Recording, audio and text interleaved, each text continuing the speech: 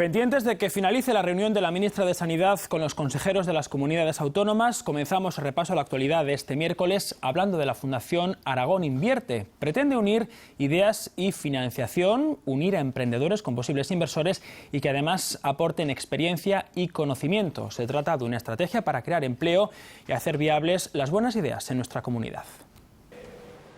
Para convertir una idea en un negocio rentable hace falta algo más que talento. En primer lugar, se necesita financiación, algo nada fácil de conseguir hoy en día.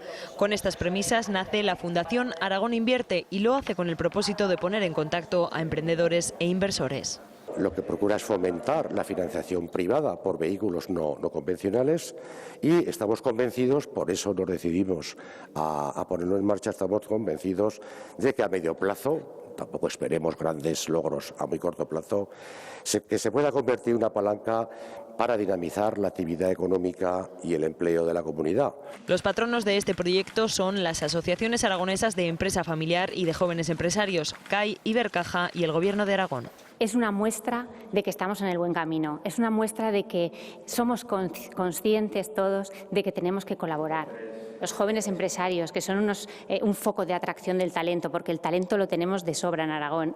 Entre todos seleccionarán los proyectos y para hacerlos viables utilizarán la figura del inversor tutor o business angel. Es decir, que el inversor, además de capital, deberá tener experiencia y contactos. Eso será lo que le aporte al emprendedor.